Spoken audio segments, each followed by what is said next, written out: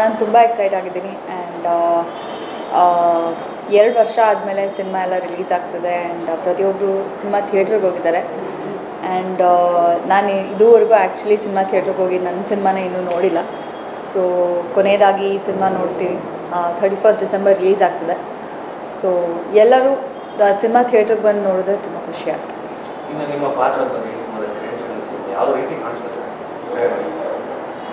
Usually ನಾನು ಇಲ್ಲ traditional ಆಗಿ ನೋಡಿರ್ತಾರೆ ಜನ ಅಥವಾ ತುಂಬ ಕ್ಯೂಟ್ ಬಬ್ಲಿ ಪಾತ್ರದಲ್ಲಿ ನೋಡಿರ್ತಾರೆ.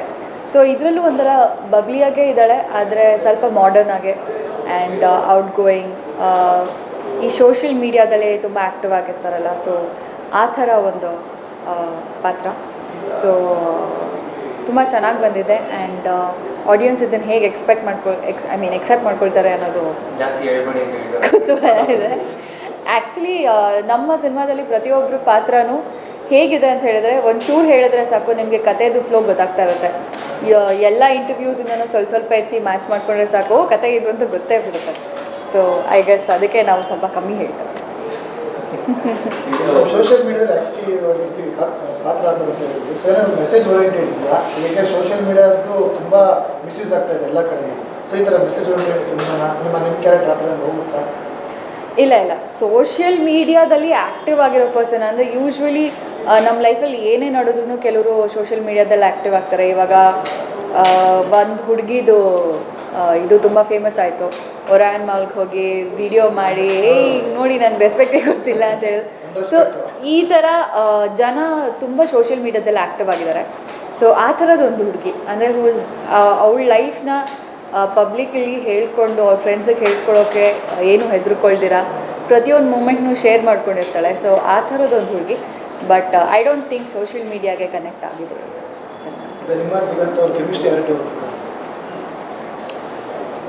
ಇಡೀ ಕತೆ ಬಂದು ಒಂದು ಕ್ರೈಮ್ ಥ್ರಿಲ್ಲರ್ ಕತೆ. ಆ ಕತೆ ಬಗ್ಗೆನೇ ಇದೆ. ಇದರಲ್ಲಿ ಕೆಮಿಸ್ಟ್ರಿ ಅಂಥದ್ದೇನೂ ಇಲ್ಲ. ಅದು ಬಿಟ್ಟರೆ ಔಟ್ ಆಫ್ ಸ್ಕ್ರೀನ್ ತುಂಬ ವಾರ್ಮಾಗಿ ಟ್ರೀಟ್ ಮಾಡ್ತಾರೆ ನಮ್ಮನೆಲ್ಲರೂ.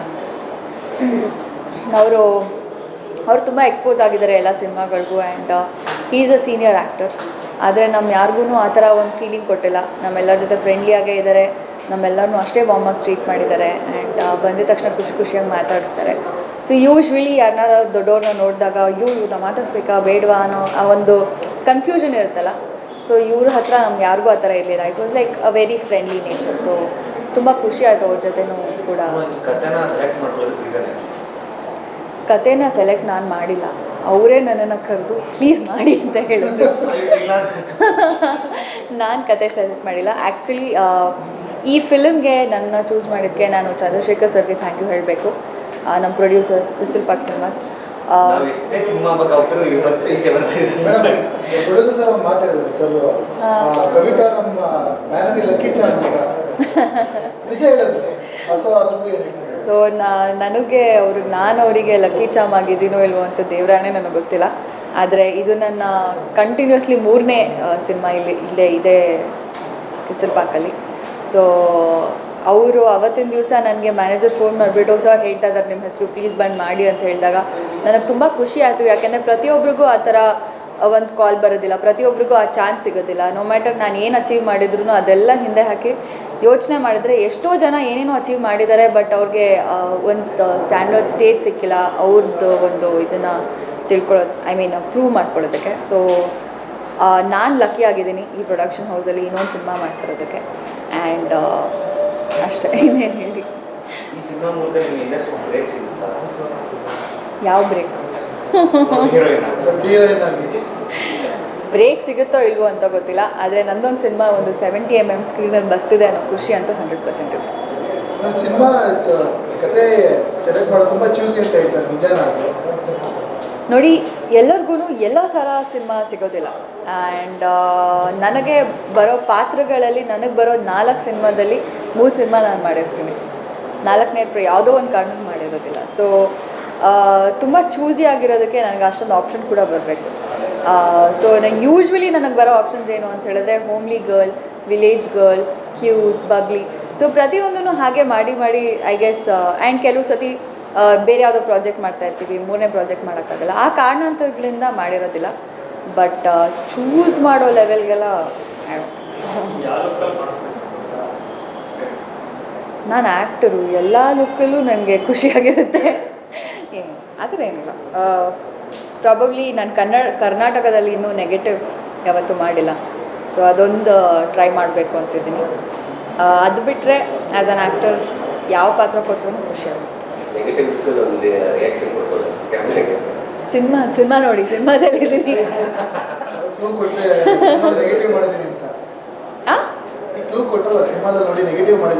ಇಲ್ಲ, ಅದರಲ್ಲೂ ಬಬ್ಲಿ ಆಗೇ ಇದ್ದೀನಿ. ನೆಗೆಟಿವ್ ನಮಗೆ ಗೊತ್ತಾಗುತ್ತೆ. ಇದು ಅವರು ಅವತ್ತು ಪ್ಲೀಸ್ ಕೊಡಿ ಅಂತ ಹೇಳಿದ್ರು, ಆಮೇಲೆ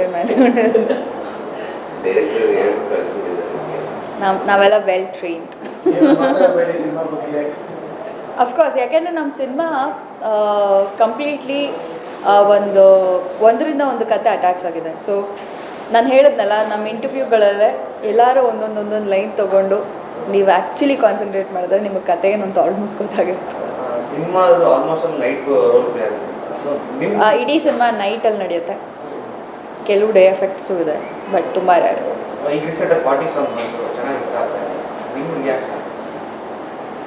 ನನ್ನ first party song ever.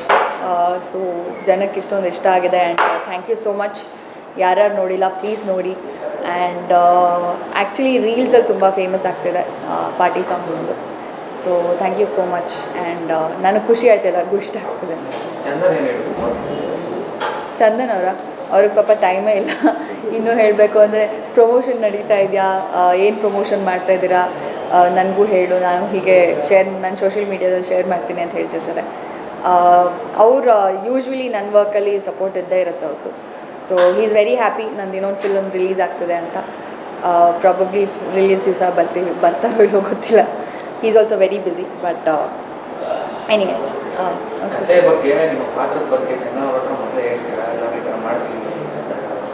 Chandan ಅವ್ರ ಹತ್ರ ಮೊದಲೇ ಹೇಳೋದಕ್ಕೆ ಸಿನಿಮಾ ನಡೆದಿದ್ದು 3 ವರ್ಷದ ಮುಂಚೆ. ಇಲ್ಲ, ನಾವು ತುಂಬ ವರ್ಷ ಫ್ರೆಂಡ್ಸ್ ಆಗಿದ್ವಿ. ಆಮೇಲೆ ಇವಾಗ ಕೊಂಡ್ಕೊನೇಲಿ ಪ್ಲೀಸ್ ಮದುವೆ. ಇಲ್ಲ, we were friends for a long time. ಏನು ಕಂಟೆಂಟ್ ಬೇಕು ನಿಮ್ಗೆ ಹೇಳಿ ನೋಡಿ. ಸಿನಿಮಾ ಕಂಟೆಂಟ್ ಇರೋದು ಕ್ರೈಮ್ ಥ್ರಿಲ್ಲರ್. ಒಂದು ಹುಟ್ಟು ಹಬ್ಬದ ಪಾರ್ಟಿ ನಡೀತಾ ಇರುತ್ತೆ, ಆ ಪಾರ್ಟಿಲಿ ಒಂದು ಕ್ರೈಮ್ ನಡೆಯುತ್ತೆ. ಆ ಕ್ರೈಮ್ ಹೇಗೆ ನಡೆಯುತ್ತೆ ಅದು ಸಿನಿಮಾ ನೋಡಬೇಕು. ಕ್ರೈಮಿಂದ ಹೇಗೆ ಹೊರಗೆ ಬರ್ತಾರೆ ಅದನ್ನು ಸಿನಿಮಾ ನೋಡಬೇಕು. ಕ್ರೈಮಲ್ಲಿ ಯಾರ್ಯಾರು ಇನ್ವಾಲ್ವ್ ಆಗಿರ್ತಾರೆ ಅದಕ್ಕೂ ಸಿನಿಮಾ ನೋಡಬೇಕು. ಸೊ ಪ್ಲೀಸ್ ಹೋಗಿ ಥಿಯೇಟ್ರಲ್ಲಿ ಸಿನಿಮಾ ನೋಡಿ. ಹಾಂ, ಇರ್ಬೋದು.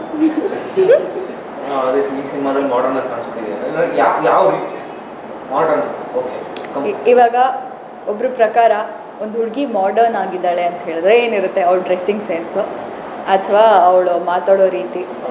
ಸೋಷಿಯಲ್ ಮೀಡಿಯಾದಲ್ಲಿ ಆ್ಯಕ್ಟಿವ್ ಆಗಿದ್ದಾಳೆ ಅಂದ್ರೆ ಸಾಕಲ್ಲ, she is very modern. So modern ಆಗಿದೆ. ಆ್ಯಂಡ್ ಸೇಮ್ ಇವಾಗ ನಾನು ಹೇಗಿದ್ದೀನಿ ಆ ಥರ ನಮ್ಮ ಡೈರೆಕ್ಟರ್ಗ ನಮ್ಮ ಇಷ್ಟೊಂದು ಜನನ ಅಷ್ಟು ರಾತ್ರಿ ತಡ್ಕೊಂಡು ಒಂದು ಸಿನಿಮಾ ಮಾಡಿದ್ದಾರೆ. ಆ್ಯಂಡ್ ಎವ್ರಿ ಡೇ ಯೂಶ್ವಲಿ ನಮಗೆ ನೈಟ್ ಶೂಟಿಂಗ್ ಅಂತ ಹೇಳಿದ್ರೆ ಅಯ್ಯೋ ಯಾಕಪ್ಪ ನೈಟ್ ಇಟ್ಟಿರ್ತಾರೆ, ಡೇ ಟೈಮಲ್ಲಿ ಇರೋಕ್ಕಾಗಲ್ವ ಅಂತ. ಬಟ್ ಎಲ್ಲ ರಾತ್ರಿಗಳು ನಮ್ಮ ಇಡೀ ಸ್ಕೆಡ್ಯೂಲೇ ಚೇಂಜ್ ಆಗೋಗಿತ್ತು.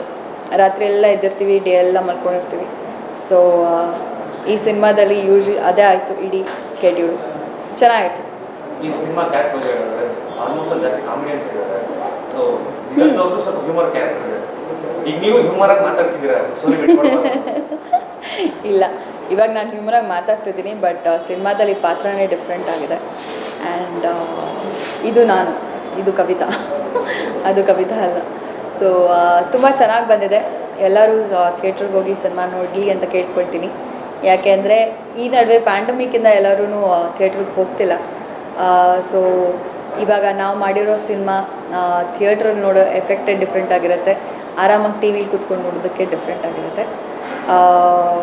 ಯಾರ್ಯಾರು ಫಿಲ್ಮ್ ಲವರ್ಸ್ ಇದ್ದಾರೆ, ಆ್ಯಂಡ್ ನಾನಂತೂ ತುಂಬ ಸಿನಿಮಾನ ಥಿಯೇಟರ್ಸಲ್ಲೇ ನೋಡ್ತಿದ್ದೆ. ಸೊ ಆ ಥರ ಫಿಲ್ಮ್ ಲವರ್ಸ್ ಯಾರು ಥಿಯೇಟ್ರಲ್ಲೇ ನೋಡಬೇಕು ಅಂತಿದ್ದಾರೆ. ಸೊ ಎಲ್ಲರೂ ಪ್ಲೀಸ್ ಹೋಗಿ ನೋಡಿ ಆ್ಯಂಡ್ ನಮ್ಮೆಲ್ಲರಿಗೂ ಸಪೋರ್ಟ್ ಮಾಡಿ. ಈಗ ಈ ಸಿನಿಮಾ ಆಯಿತು, ಮತ್ತೆ ಸೀರಿಯಲ್ ಏನಾದರೂ ಹೋಗೋ ಚಾನ್ಸಸ್ ಏನಾದರೂ ಇದೆಯಾ? ಮತ್ತೆ ಬೇರೆ ಸಿನಿಮಾಗಳೇನಾದ್ರು ಒಪ್ಕೊಂಡಿದ್ದೀರಾ ಮಾಡಿದ್ರೆ? ಇವಾಗ ಸೀರಿಯಲ್ಗೆ ಸಿನಿಮಾಗೆ ಕನ್ನಡ ಇಂಡಸ್ಟ್ರಿಲಿ ಐ ಡೋಂಟ್ ಥಿಂಕ್ ತುಂಬ ಡಿಫ್ರೆನ್ಸ್ ಇದೆ. ಯಾಕೆಂದರೆ ಸೀರಿಯಲಲ್ಲಿ ಇವಾಗ ನಾನು ಫೇಮಸ್ ಆಗಿದ್ದು ಸೀರಿಯಲಲ್ಲಿ. ಕವಿತಾ ಅನ್ನೋ ಒಂದು ಹುಡುಗಿ ಜನಕ್ಕೆ ಗೊತ್ತಾಗಿದ್ದು ಸೀರಿಯಲಲ್ಲಿ. ಸಿನಿಮಾದಲ್ಲಿ ಮಾಡಿದ್ರೂ ಅಷ್ಟೇ ಫೇಮ್ ಇರುತ್ತೆ. ಡಿಫ್ರೆನ್ಸ್ ಏನು ಅಂದರೆ ಸ್ಕ್ರೀನು. ಇದು ಮನೇಲೇ ಸಿಗುತ್ತೆ, ಅದು ಥಿಯೇಟ್ರಿಗೆ ನಾವು ಹೋಗಿ ನೋಡ್ಕೋಬೇಕಾಗುತ್ತೆ ದುಡ್ಡು ಕೊಟ್ಟು. ಸೊ ಆ ಡಿಫ್ರೆನ್ಸ್ ಇದೆ ಹೊರತಾಗಿ ಅಷ್ಟೊಂದೇನು ಡಿಫ್ರೆನ್ಸ್ ಇಲ್ಲ. ಆ್ಯಂಡ್ ನನ್ನ ಪರ್ಸ್ನಲ್ ಎಕ್ಸ್ಪೀರಿಯನ್ಸ್ ಹೇಳಬೇಕು ಅಂತ ಹೇಳಿದ್ರೆ ನನಗೆ ಸೀರಿಯಲ್ಗೆ ಸಿನಿಮಾಗೆ ಅಂಥ ಏನು ಡಿಫ್ರೆನ್ಸ್ ಇಲ್ಲ. ನಾನೊಬ್ಬ ಆ್ಯಕ್ಟರ್ ಆ್ಯಂಡ್ ಇಲ್ಲೂ ನಾನು ಅದನ್ನೇ ಮಾಡ್ತೀನಿ, ಅಲ್ಲೂ ಅದನ್ನೇ ಮಾಡ್ತೀನಿ. ಆ್ಯಂಡ್ ಇಲ್ಲಿ ಸ್ವಲ್ಪ ಜಾಸ್ತಿ ಕೆಲಸ ಇರುತ್ತೆ, ಅಲ್ಲಿ ಸ್ವಲ್ಪ ಕಮ್ಮಿ ಕೆಲಸ ಇರುತ್ತೆ. ಇದು ಲಾಂಗ್ ಟೈಮ್, ಅದು ಶಾರ್ಟ್ ಟರ್ಮ್. ಸೊ ಈ ಥರ ಡಿಫ್ರೆನ್ಸ್ ಹೇಳ್ಕೊಂಡು ಹೋಗ್ಬೋದು. ಬಟ್ ನನಗೆ ಆ್ಯಕ್ಟಿಂಗ್ ಬಗ್ಗೆ ಪ್ರೀತಿ ಇದೆ. ಸೊ ನಾನು ಎಲ್ಲಿ ಮಾಡಿದ್ರು ಅದಕ್ಕೆ ಖುಷಿಯಾಗಿ. ನೆಕ್ಸ್ಟ್ ನೀವು ಯಾರ ಜೊತೆ ಆ್ಯಕ್ಟ್ ಮಾಡಬೇಕು ಅಂತ ಇದೆ ಇಷ್ಟ ಇದೆ? ಯಾವ ಸ್ಟಾರ್ ಜೊತೆ? ಯಾರ ಜೊತೆ ಬೇಕಾದ್ರೂ ಆ್ಯಕ್ಟ್ ಮಾಡ್ತೀನಿ. ಮತ್ತೆ ಮ್ಯಾನೇಜ್ ಮಾಡ್ಬೋದು ಸಿನಿಮಾ ಬಗ್ಗೆ. ನಿಮ್ಮ ಫೇವ್ರೇಟ್ ಇರುತ್ತೆ ಚಂದೂರ್ ಜೊತೆ ಮಾಡಬೇಕು ಅಂತ ಇದೆಯಾ, ಇಲ್ಲ ಬೇರೆ ಸ್ಟಾರ್ಗಳ ಜೊತೆ ಯಾರ ಜೊತೆ ನಾನು ಮಾಡಬೇಕು ಅಂತಿದೆಯಾ? ಯಾರಾದರೂ ನನಗೆ ಒಂದು ಒಳ್ಳೆ ಪಾತ್ರ ಕೊಟ್ಟು, ಒಳ್ಳೆ ಆಫರ್ ಕೊಟ್ಟು, ನೀಟಾಗಿ ಕೈ ತುಂಬ ಕ್ಯಾಶ್ ಕೊಟ್ಟು, ಹೊಟ್ಟೆ ತುಂಬ ಊಟ ಕೊಟ್ಟು, ಪ್ರೀತಿಯಿಂದ ನೋಡ್ಕೊಳ್ತಾರೆ ಅಂದರೆ ಮಾಡ್ತೀನಿ. ಮೇಡಮ್, ರೀಸೆಂಟಾಗಿ ಬೆಳಗಾವಿ ಒಂದು ವಿಷಯ ಆಯಿತು, ನೀವು ಗೊತ್ತಿರ್ಬೋದು. ಸೊ ಅದ್ರ ಬಗ್ಗೆ ಯಾವ ಥರ ರಿಯಾಕ್ಟ್ ಮಾಡ್ತೀರಾ?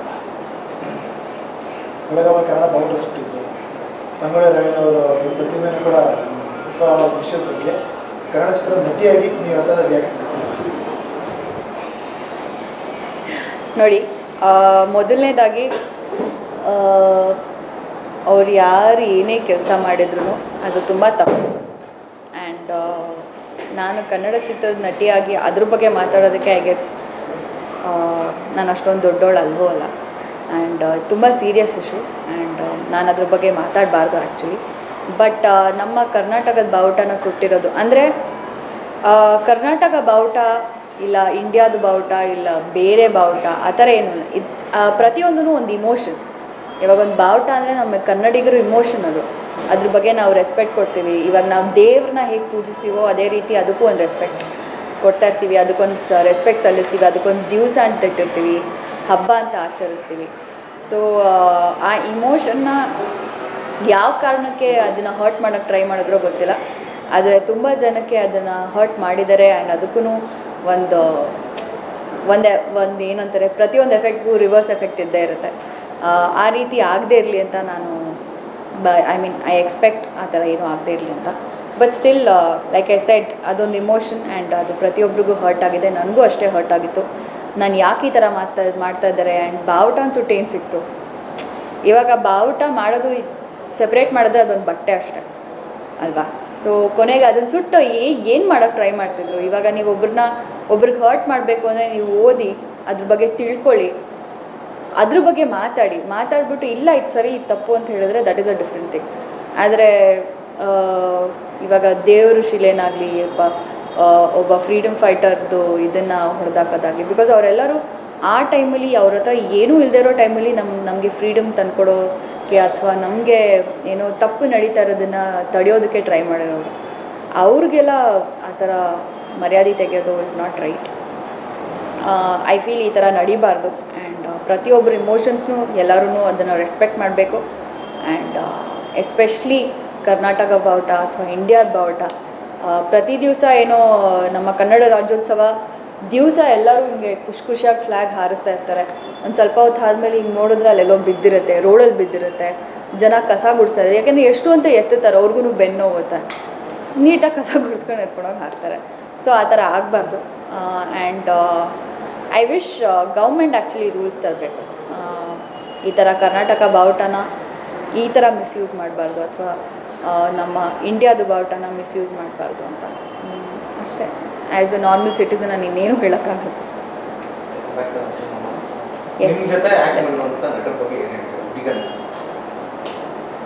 Very jovial, enthusiastic. 1 ಲೈನ್ ಅಲ್ಲ, 5 ಮಾರ್ಕ್ಸ್ ಕ್ವಶನ್ ಇದೆ. 5 ಮಾರ್ಕ್ಸ್. ದಿಗಂತ್ ಅವರು ಲೈಕ್ ಹೇಳ್ದೆ ಅಲ್ಲ ಮೊದಲೇ, ನಮ್ಮೆಲ್ಲರಿಗೂ ತುಂಬ ವಾರ್ಮಾಗಿ ನೋಡ್ಕೊಳ್ತಾರೆ, ತುಂಬ ಖುಷಿಯಾಗಿರ್ತಾರೆ. ಆ್ಯಂಡ್ ಅವ್ರ ಪರ್ಸ್ನಲ್ ಎಕ್ಸ್ಪೀರಿಯನ್ಸ್ ಕೂಡ ಹೇಳ್ಕೊಳ್ತಾ ಇರ್ತಾರೆ. ಅವ್ರ ಹತ್ರ ಯಾವತ್ತೂ ನಾವು ಯಾವುದೋ ದೊಡ್ಡ ನಟರ ಹತ್ರ ಮಾತಾಡ್ತಾ ಇದ್ದೀವಿ ಅಥವಾ ಓ ಇವ್ರ ಹತ್ರ ನಾವು ಮಾತಾಡೋದಕ್ಕಾಗಲ್ಲ, ಸ್ವಲ್ಪ ಸೀರಿಯಸ್ ಆಗಿರಬೇಕು, ರಿಸರ್ವ್ಡ್ ಆಗಿರಬೇಕು ಅಂತ ಇರೋದಿಲ್ಲ, ಅಥವಾ ನಾವೂ ರಿಸರ್ವ್ ಆಗಿರೋದಿಲ್ಲ. ಜನರಲಿ ಮಾತಾಡ್ತಾರೆ. ಇಟ್ಸ್ ವೆರಿ ಫ್ರೆಂಡ್ಲಿ ಎನ್ವೈರ್ಮೆಂಟ್, ಆ ಎನ್ವೈರ್ಮೆಂಟ್ ತಂದುಕೊಡ್ತಾರೆ. ಸೊ ಹೀಸ್ ಆಬ್ವಿಯಸ್ಲಿ ತುಂಬ exposed actor. Is acted with a lot of heroes, ತುಂಬ ದೊಡ್ಡ ದೊಡ್ಡ ಪರ್ಸ್ನಾಲಿಟಿ ಗತ್ತೆ. ಆ್ಯಂಡ್ ಅವರೂ is a very well known actor. So ನಮಗೂ ಒಂದೊಂದು ಸರಿ ನನಗೆ ಸ್ಟಾರ್ಟಿಂಗಲ್ಲಿ ಕಾನ್ಷಿಯಸ್ನೆಸ್ ಇತ್ತು, ಏನು ಮಾಡೋದು, ಈಸ್ ಅ ಬಿಗ್ ಆ್ಯಕ್ಟರ್, ಏನು ನಡೆಯುತ್ತೆ ಅಂತ. ಬಟ್ ನಮ್ಮೆಲ್ಲರಿಗೂ ಐಸ್ ತಂದು ಕೊಟ್ಟಿದ್ರು, ಆ್ಯಂಡ್ ಆ ಥರ ಏನು ಪ್ರಾಬ್ಲಮ್ಸ್ ಇರಲಿಲ್ಲ. So is a very jovial, fun, entertainment, enthusiastic person.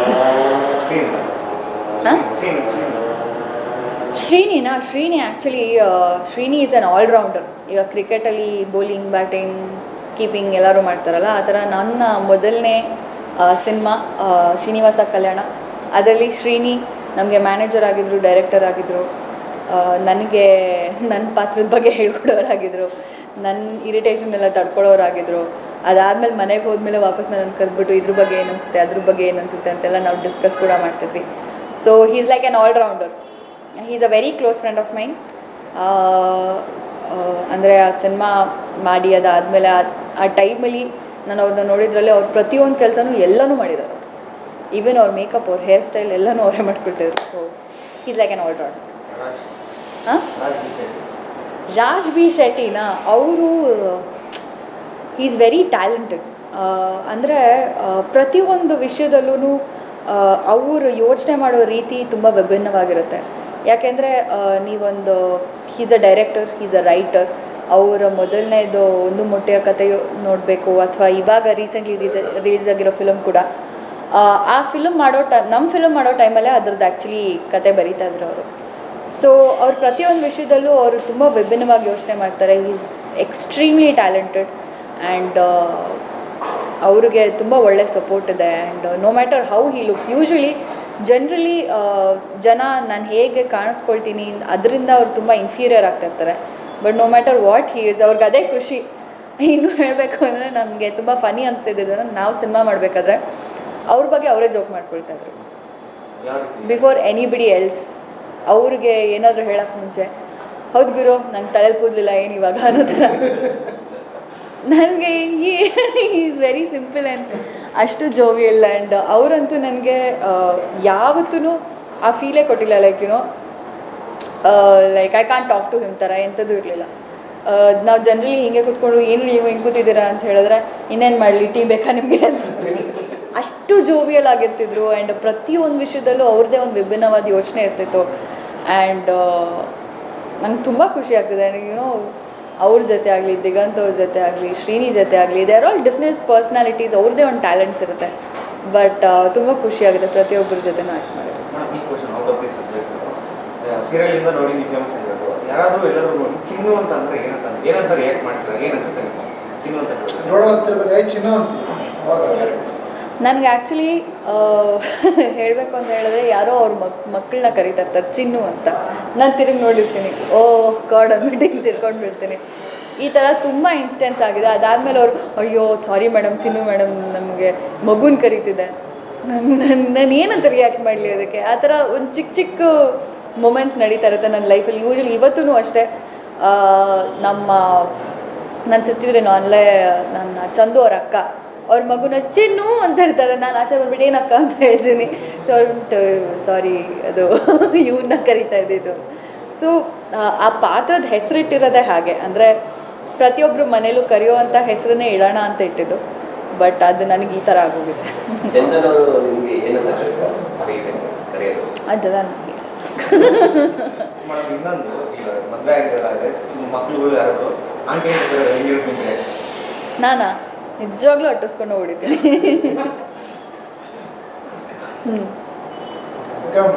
Last cinema ಬಗ್ಗೆ ಒಂದು 31st ಸಿನಿಮಾ ರಿಲೀಸ್ ಆಗ್ತಾ ಇದೆ. ಸೊ ನಿಮ್ಮ ಫ್ಯಾನ್ಸ್ಗೆ, ಕನ್ನಡ ಆಡಿಯನ್ಸ್ಗೆ ಹೇಳ್ತೀರಾ? ಸೊ ಪ್ರತಿಯೊಬ್ಬರಿಗೂ ನಾನು ಪ್ಲೀಸ್ ದಯವಿಟ್ಟು ಥಿಯೇಟ್ರಿಗೆ ಹೋಗಿ ಸಿನಿಮಾ ನೋಡಿ ಅಂತ ಕೇಳ್ಕೊಳ್ತೀನಿ. ಆ್ಯಂಡ್ ಹುಟ್ಟುಹಬ್ಬದ ಶುಭಾಶಯಗಳು. 31ನೇ ತಾರೀಕು ಡಿಸೆಂಬರ್ ರಿಲೀಸ್ ಆಗ್ತದೆ. ಐ ನೋ ಕೊನೇ ದಿವಸ ಎಲ್ಲರೂ ಪಾರ್ಟಿ ಮೋಡಲ್ಲಿರ್ತೀರ, ಏನಾದರೂ ಎಲ್ಲಿ ಹೋಗೋದು, ಏನು ಮಾಡೋದು, ಆ ಮೋಡಲ್ಲಿರ್ತೀರ. ಬಟ್ ಇದು ಒಂದು ಪಾರ್ಟಿ ಥೀಮೇ ಇರೋದು.